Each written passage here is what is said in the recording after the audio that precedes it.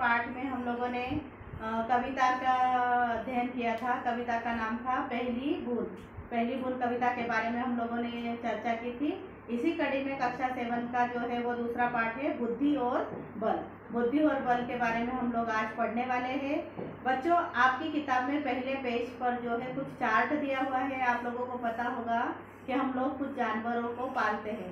तो हम किन किन जानवरों को पालते हैं और ऐसे जानवरों पे आपको चित्र पेश करना है जिनको हम घरेलू काम में ले सकते हैं या इनसे हम कुछ काम करवा सकते हैं। तो ऐसे कुछ जानवरों के आपको चित्र पेश करना है और उसके बाद में आपको उनके ऊपर 2-2 सेंटेंस जो है वो लिखना है।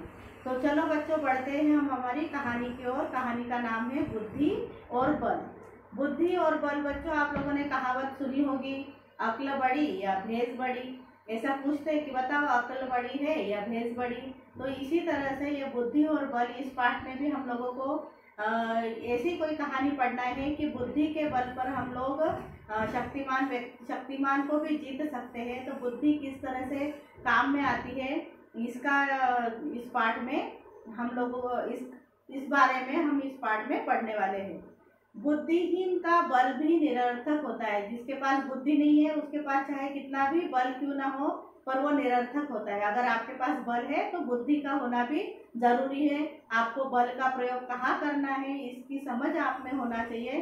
सिर्फ बल होकर कोई काम का नहीं है। तो बल के साथ साथ इंसान में बुद्धि होना भी जरूरी है, क्योंकि वो उसका उपयोग नहीं कर सकता। अगर आपके पास बल है पर अक्ल नहीं है कि कहाँ पर उसका उपयोग करना है, तो वो उसका उपयोग नहीं कर पाता। इसलिए जिसके पास बुद्धि होती है बल भी उसी के पास होता है। तो अगर बुद्धि आपके पास है तो आपके पास बल भी है। एक किसान प्रतिदिन अपने भैंसे के साथ खेत जोतता था। अब किसान है, किसान का काम खेती करना है, खेती करना है। खेती में काम करने के लिए या और खेत जोतने के लिए बैलों की उसकी आवश्यकता होती है। ऐसा ही एक किसान था जो कि अपने भैंसे के साथ प्रतिदिन खेत जोतने का काम करता था। खेत की मिट्टी काफी मुलायम थी। जिस खेत को वो जोतता था उसकी मिट्टी एकदम सॉफ्ट थी, मुलायम थी। इसलिए भैंसे की टांगे मिट्टी में धंस जाती थी। अब जैसे भैंसा हल लेकर जब चलता था तो उसकी जो टांगे हैं उस मिट्टी में धंस जाती थी और उसको वहां से उठाकर उसको आगे रखने में काफी दिक्कत होती थी और समय भी लगता था। इससे किसान को भी हल जोतने में बड़ी कठिनाई का अनुभव होता था। किसान भी हल को अपने आगे नहीं बढ़ा पाता था और वो सारा गुस्सा किसके ऊपर निकालता था, भैंसे के ऊपर। और वो गुस्से में भैंसे को दिन रात कोसता था कि कैसे हो तुम, देखो तुम्हारे में तो ताकत ही नहीं है, तुम फटाफट तो हल जोतते ही हो। इस तरह से जो भला बुरा वो भैंसे को सुनाता था और उसे नीचा दिखाने के लिए वो कहता था, तूने बाघ को देखा है, कहता था कि तूने बाघ को देखा है, वो कितना मजबूत और फुर्तीला होता था। वो भैंसे की तुलना किसान जो है ये सही नहीं है, पर वो कर रहा है कि वो बोल रहा है कि वो कितना फुर्तीला और मजबूत होता है। तो तू भी उसकी तरह क्यों नहीं बन पाता। इस तरह से वो बार बार भैंसे को कोसता था।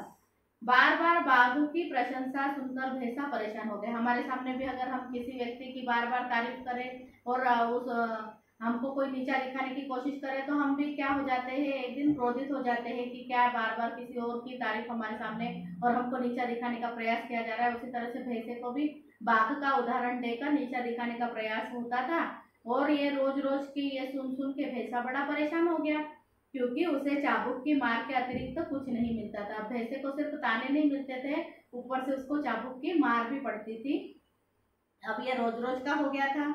एक दिन तंग आकर भैंसे ने किसान से कहा, कब तक वो सहन करेगा। तो उसको भी एक दिन गुस्सा आया। उसने कहा, कल मुझे बाघ के पास ले चलना, फिर देखना कि हम दोनों में से कौन अधिक बुद्धिमान और शक्तिशाली है। अब उसने भैंसे ने किसान को बोल ही दिया कि आप मुझे बाघ के पास ले चलो, देखते हैं कि कौन बुद्धिमान और कौन शक्तिशाली है।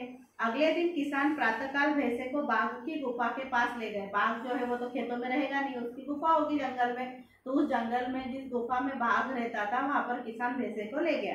जैसे ही बाघ को भैंसे की गंध आई है, ये जो होते हैं ना जानवर, जो शिकार करने वाले जानवर होते हैं, उनको इंसानों की जानवरों की ऐसी गंध आ जाती है जिस कारण से वो शिकार जो है अपना आसानी से कर पाते हैं। उसी तरह से जैसे भैंसा और बाघ के गुफा के पास पहुंचे तो उसको भैंसे की सुगंध आ गई, गंध आ गई और वो गुफा से बाहर आया, भैंसे की तरफ लपका और भैंसा मेरा तो भोजन आज तो मेरे सामने ही है, ऐसा सोचकर बाघ ने उसके ऊपर झपट्टा मारने की कोशिश किया, यानी उसके ऊपर वो लपका, पर भैंसा अपने पैने सिंग हिलाते हुए बोला। भैंसे के पास तो कुछ है ही नहीं ऐसा नुकीला, सिर्फ उसके सिंग जो होते हैं सिर पर वो नुकीले हैं।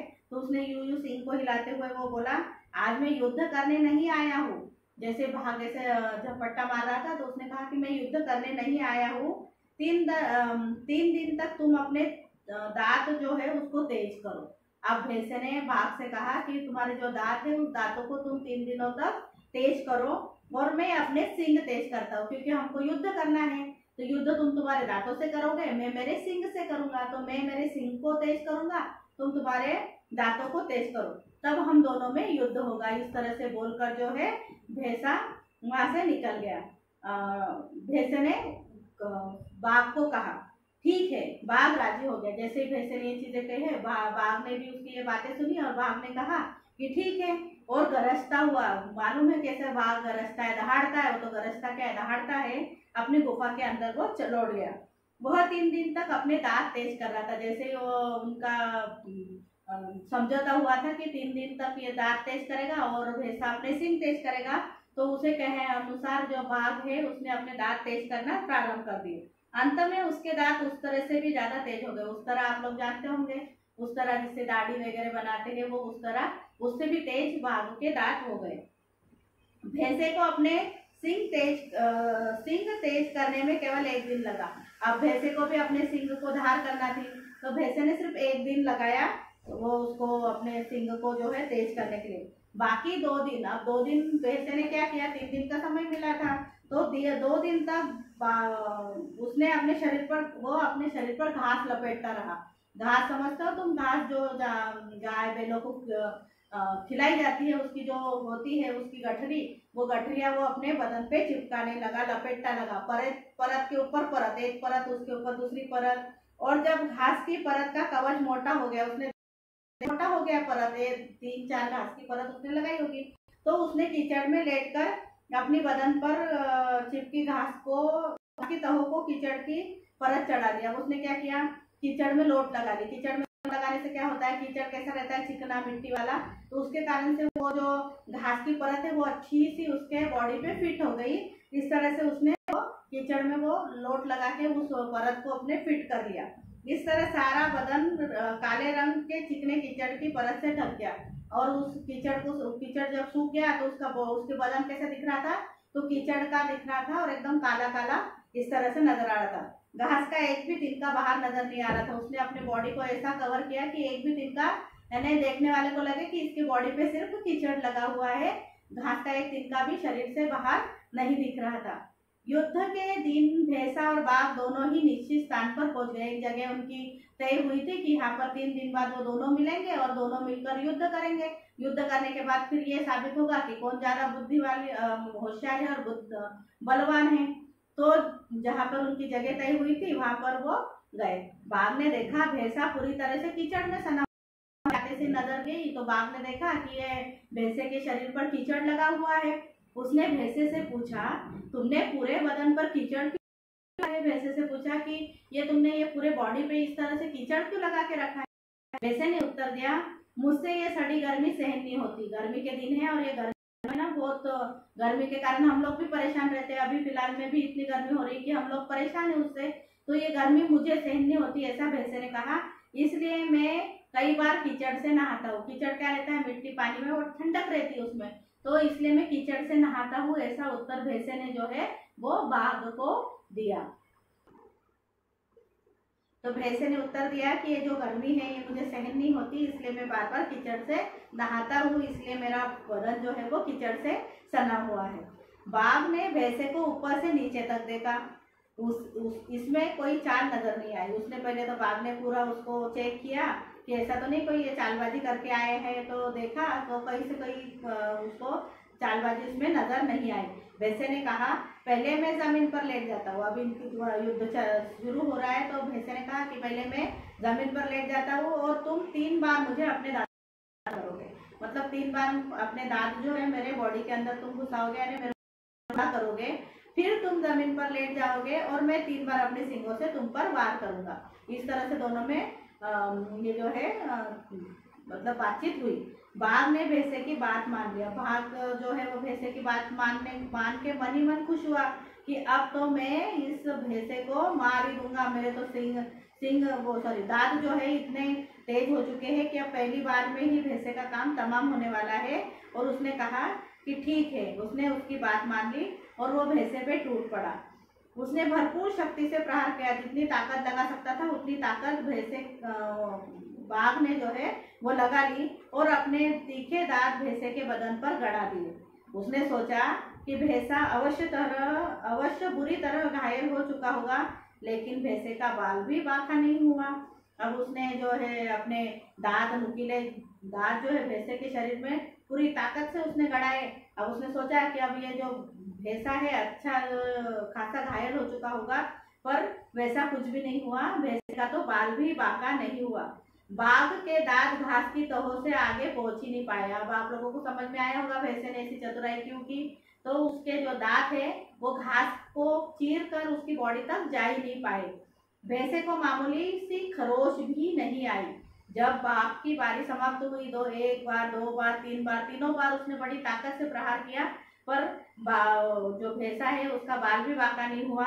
अब उसका जो टर्न है वो गया। अब टर्न किसका था? भैंसे का। अब बाघ को लेटना था और भैंसा उसके ऊपर हमला करने वाला था। तो जैसे ही बाघ लेटा, भैंसा बड़ी फुर्ती से उठ खड़ा हुआ। सिर झुकाकर उसने बाघ पर सींगों का प्रहार किया। सिर झुका के मतलब ये है, जो उसे सींग उसको मारना है तो उसको सिर झुकाना ही पड़ेगा। ऐसे ऐसे करेगा तो थोड़े ना जाएंगे। नीचे गर्दन करके और सींग उसने घुसाने का प्रयत्न किया। पहले प्रहार में उसने बाघ का पेट फाड़ दिया। जैसे उसने बाघ के ऊपर पहला अपने सींगों का प्रहार किया तो पहले प्रहार में उसका पेट फाड़ दिया। दूसरे प्रहार में उसकी कमर तोड़ दी। दूसरे जब सिंह का वार हुआ बाघ के शरीर पे तो उसकी कमर टूट गई। और आखिरी वाला जो बचा था प्रहार, उसमें पेट की आंतड़ियां बाहर निकाल दी। इतने जोर से किया उसने कि बाघ के पेट की आंतड़ियां सब जो है वो बाहर आ गई। बाघ खून से लथपथ हो गया और उसने दम तोड़ दिया। मतलब इतना वो हुआ कि बाघ तिलमिला उठा, खून ही खून निकला उसके शरीर से और उसने यहाँ पर दम तोड़ दिया।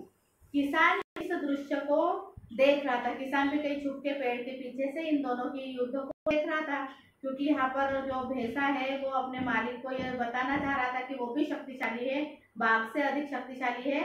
और सिर्फ शक्तिशाली नहीं है तो उसके पास बुद्धि भी है, ये दिखाने के लिए ये युद्ध हुआ था। तो ये किसान जो है वो पेड़ के पीछे से देख रहा था। उसने भैंसे की बुद्धि और साहस की प्रशंसा की। उसने देखा कि ये भैंसा देखो सिर्फ ताकतवर ही नहीं है, तो ये बुद्धिमान भी है। बुद्धि से इसने प्रयोग किया है और बुद्धि का उपयोग उसने सही दिशा में किया और फिर उसने साहस दिखाया। और ये जो दोनों चीजें उसके अंदर है, ये देखकर उसको बड़ी खुशी हुई। उस दिन से किसान अपने भैंसे से प्यार करने लगा। उस दिन से किसान ने भैंसे को ताना मारना छोड़ दिया, बड़ा प्यार करने लगा और उसके साथ अच्छा बर्ताव जो है वो करने लग गया। और उससे इसी तरह से भैंसा और किसान अब अच्छी तरह से दोनों हिल मिल के रहने लगे। तो बच्चों, ये थी कहानी। कैसी लगी आप लोगों को कहानी? इसके प्रश्न उत्तर हम कक्षा में पढ़ेंगे।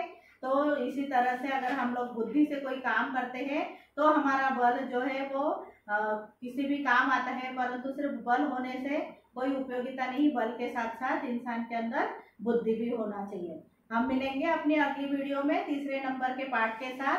तब तक आप लोग सभी घर में रहिए, सुरक्षित रहिए। Thank you.